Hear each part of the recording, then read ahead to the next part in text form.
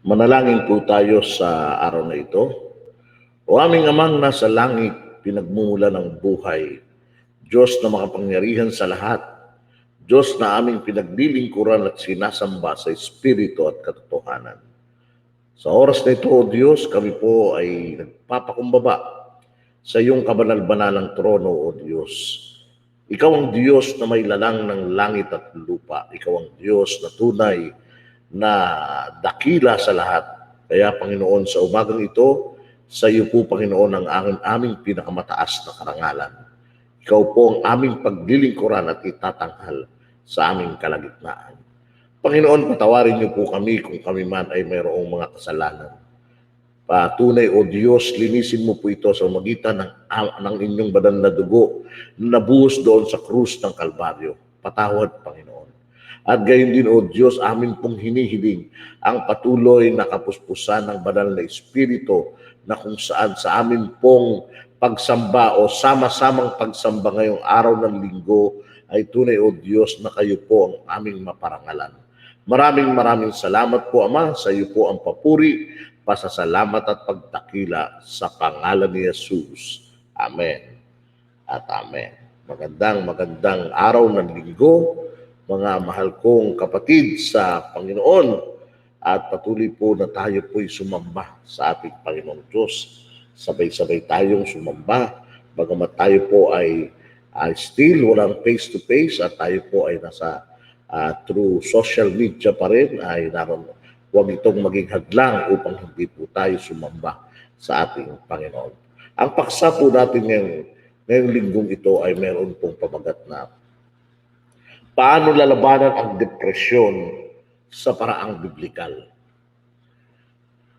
Kaya po ganito ang paksa na nais kong ihatid sa umagang ito, sapagkat kung hindi niyo po naobserbahan o kung hindi niyo po napapansin, bagamat sa totoo lang, kahit wala pong pandemya, ay marami pong mga tao ang laging nasa ilalim o napapailalim sa sitwasyon kung saan sila ay depressed o meron po silang depresyon sa kanilang buhay.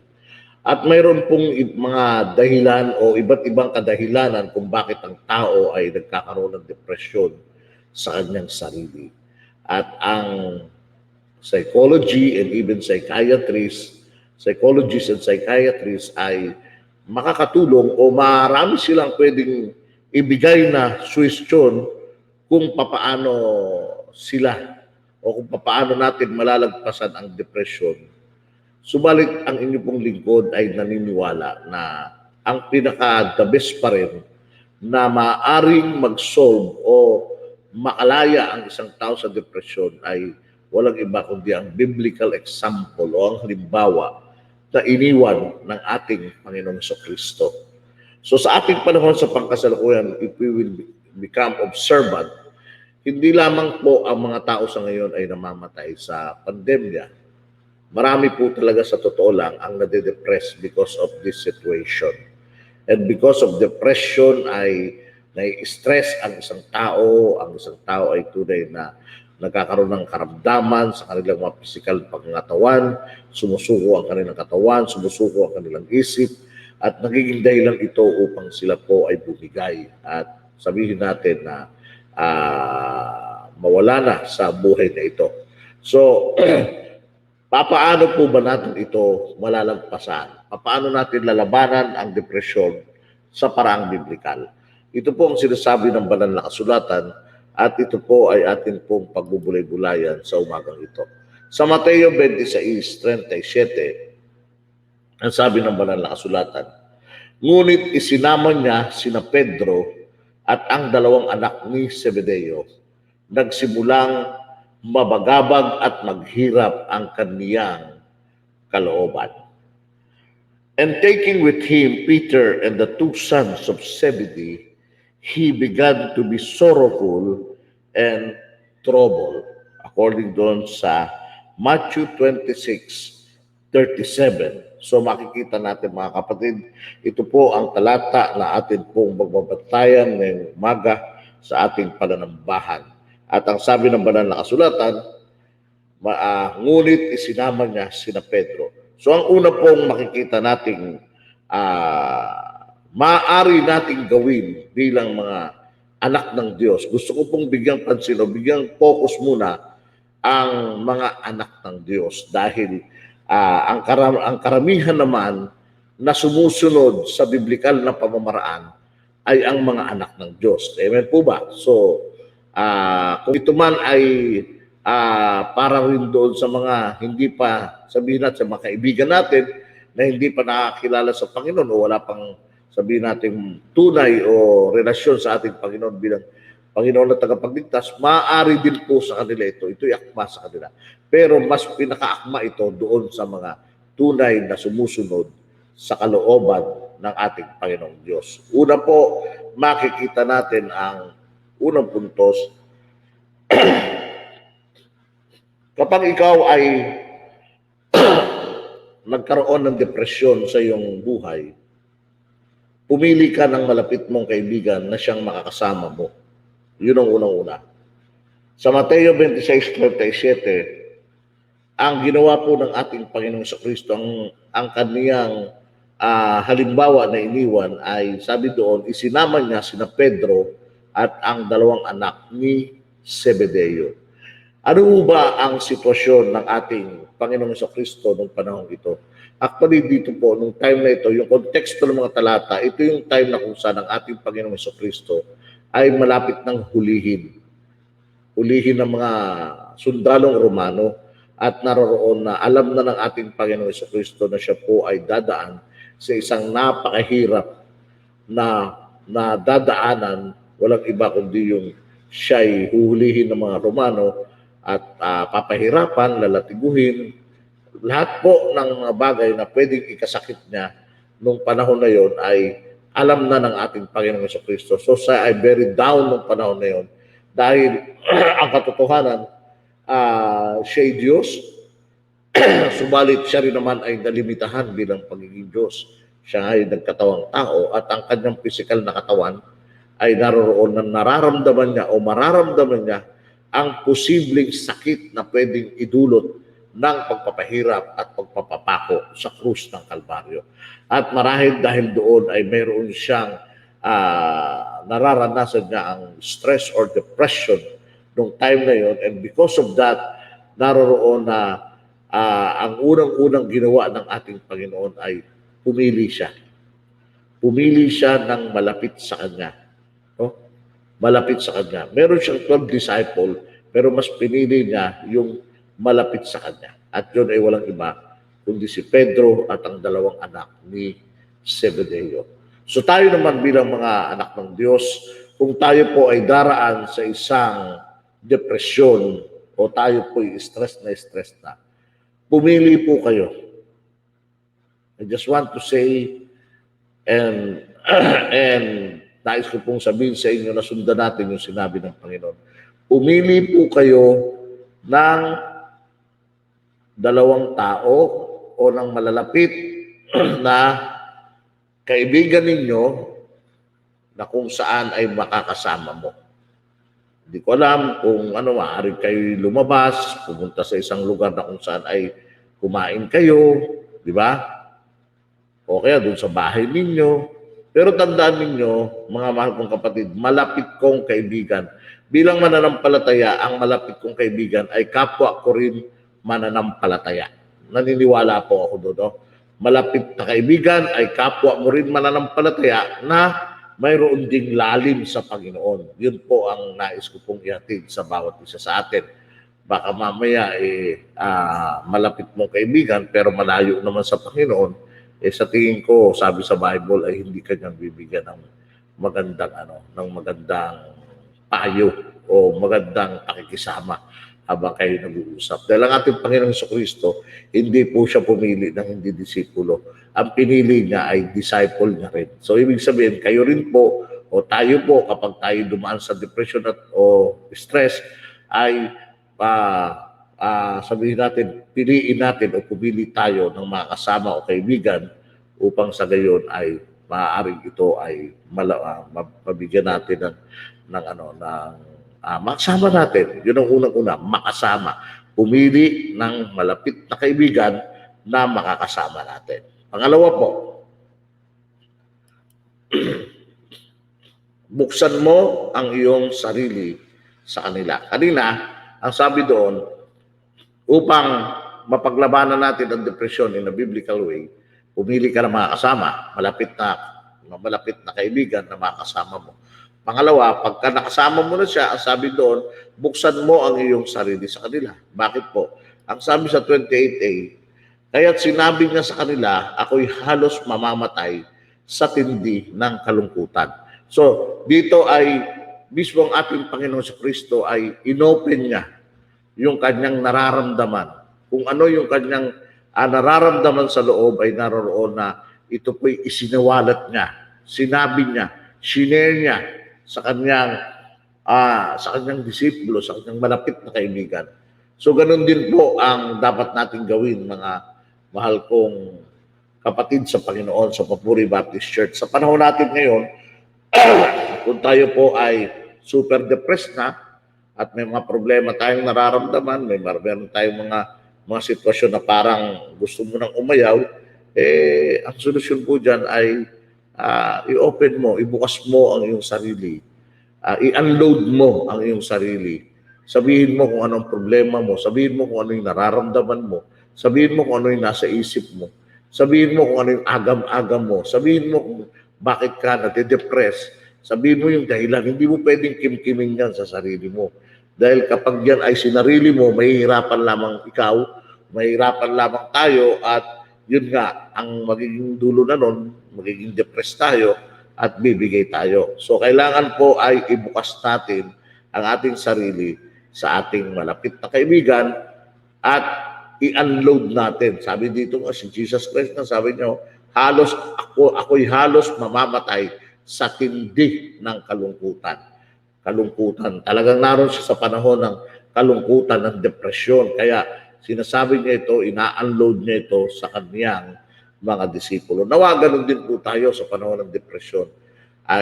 Tayo po ay pumili ng malapit na kaibigan at i-unload natin ang ating mga saloobin o ang ating mga nararamdaman sa kanila. Pangatlo, hilingin mo ang kanilang pamamagitan at pakikisa. Hilingin mo ang kanilang pamamagitan at pakikisa. So dito po, sabi sa 28b, maghintay ka rito at samahan ninyo ako sa pagpupuyat. Saan sila sasamahan sa pagpupuyat? O ano yung gagawin ng ating Panginoong Jesucristo? Ang gagawin ng ating Panginoong Jesucristo, siya po ay mananalangin. Siya po ay magpe-pray. Siya po ay makipag-usap sa Ama. Kaya sabi niya doon sa kanyang malalapit na disipulo, samahan ninyo ako. Mamagitan kayo sa akin. No? So ang ibig sabihin, we need to have a partnership. We need to have an intercessor. So sasabihan natin ang ating kaibigan, Brad, sis, baka naman pwedeng samahan niyo ako o samahan mo ako na ipanalangin ako. Makipanalangin ako o makipanalangin kayo sa akin. Intercede niyo ako, ipanalangin niyo ako. So kailangan po natin yon, mga mahal kong kapatid sa Panginoon. If we are truly depressed, tayo po ay humingi ng panalangin sa ating kapwa mananampalataya, sa ating kapwa kapatid, sapagkat ang panalangin po ay isang malaking sangkap o mahalagang sangkap upang tayo po ay magtagumpay laban sa depresyon. Mahalaga po yun, mga kapatid. So ito po yung mga halimbawa na napakahalaga o napakagandang gawin natin. So hilingin mo ang kanilang pamamagitan. Huwag ka pong mahihiya. Huwag tayong mahiyang mag-unload. At matapos tayong mag-unload ay hilingin natin sa kanila na magpuyat para sa atin. Pag sinabi pong magpuyat, naroon po na makisama doon, makarelate doon, yung empathy ay makasama doon sa iyo. Maramdaman din nila kung ano yung nararamdaman mo. Makinig sila sa iyo at naroon na maisama ka nila sa panalangin. Habang nagpe-pray kayo sa bawat isa, pinapanalangin kita. Malaking bagay po yun, mga mahal kong kapatid, sa atin pong paglagpas sa pagsubok ng depresyon. Pang-apat, ibuhos mo ang lahat ng nasa loob mo sa Diyos sa pamamagitan ng panalangin.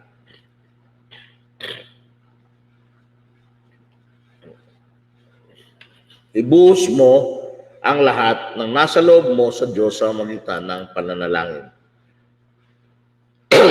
Sabi dito sa verse 39a, lumayo siya ng konti, nagpatira pa siya at nanalangin.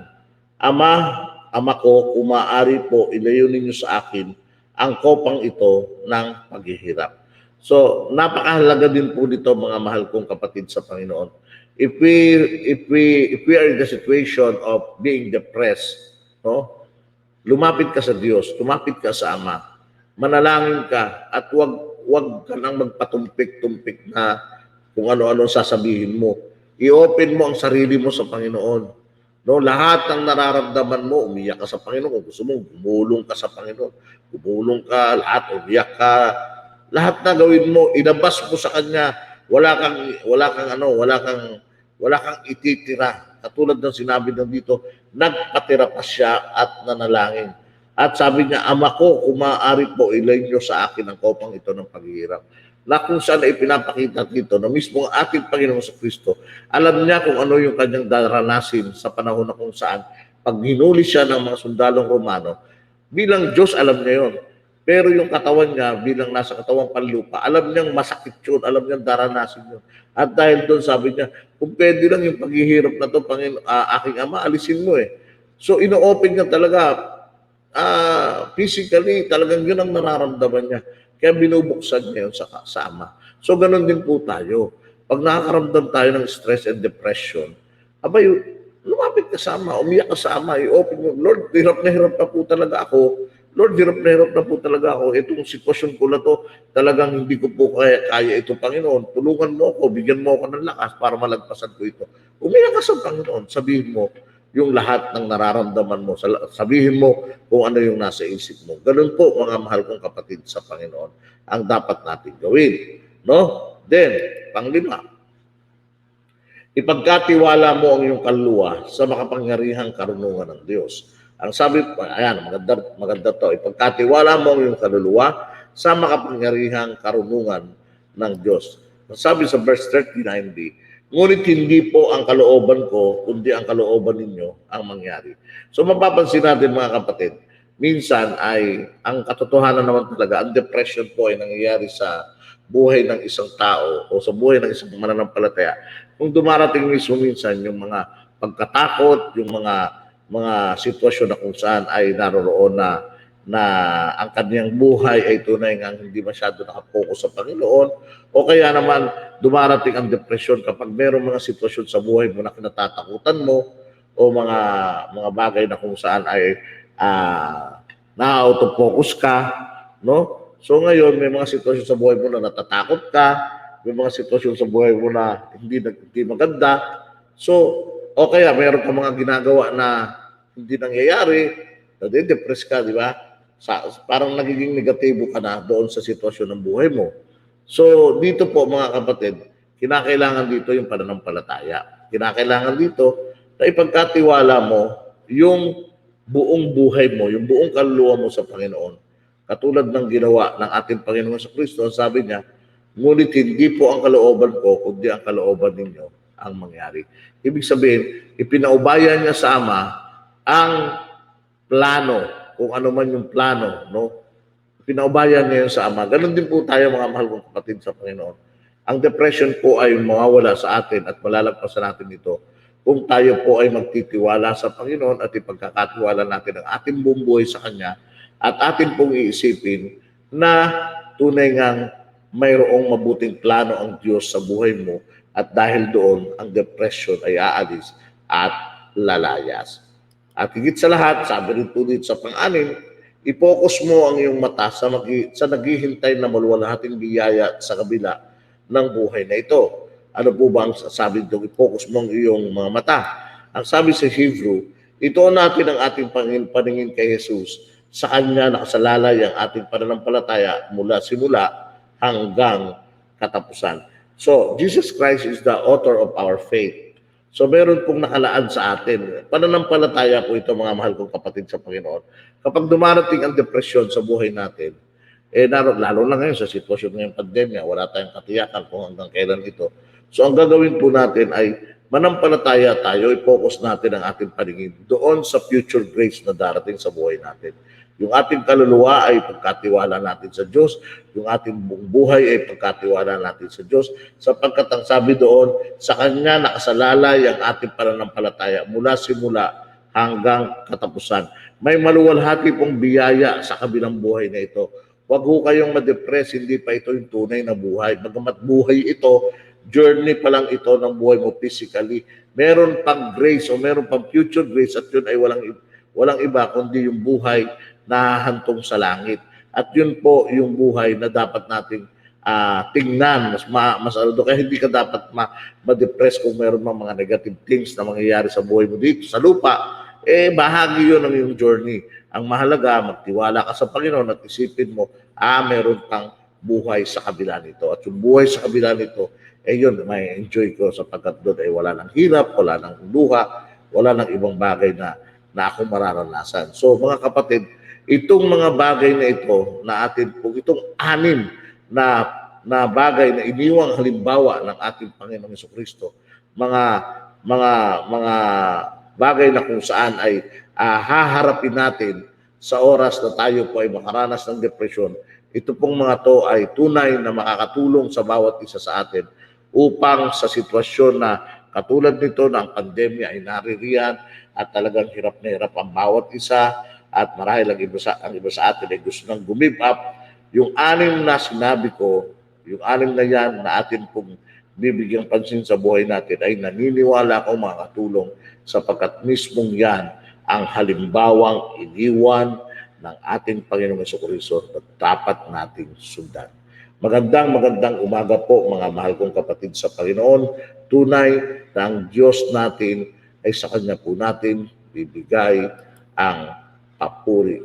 Sapagkat tunay, sabi nga doon, sapagkat ang Diyos natin ay buhay at karapat-dapat natin siyang sambahin sa Espiritu at katotohanan. Magandang araw ng linggo at tayo pong lahat ay dumako sa panalangin pastoral. Panginoon, maraming salamat po at tunay o Diyos na sinasamba ka namin muli sa mga salitang aming napakinggan at patuloy o Diyos na sa magitan ng mga halimbawa na iniwan mo sa amin, tunay nga o Diyos nawa mabigyan ka namin ng kapurihan at pasasalamat. Tunay o Diyos, igawad nga po ninyo ang inyong masaganang basbas sa pamamagitan, Panginoon, ng inyong abang lingkod. Ang pag-ibig ng Diyos Ama, ang biyaya ng kanyang bugtong na anak na si Jesus, at ang patuloy na pakikisa ng banal na Espiritu ay sumaating lahat mula ngayon at magpakailanpaman. Amen at amen. Magandang araw ng linggo po. Ipagpaumanin niyo po ang inyong lingkod sapagkat ako po ay medyo punong-puno ng akin ng sipon at di naman inuubo pero punong-puno ng sipon kaya medyo ako nahihirapan magsalita. Mag-ingat po tayong lahat. God bless you all. Soli Deo Gloria.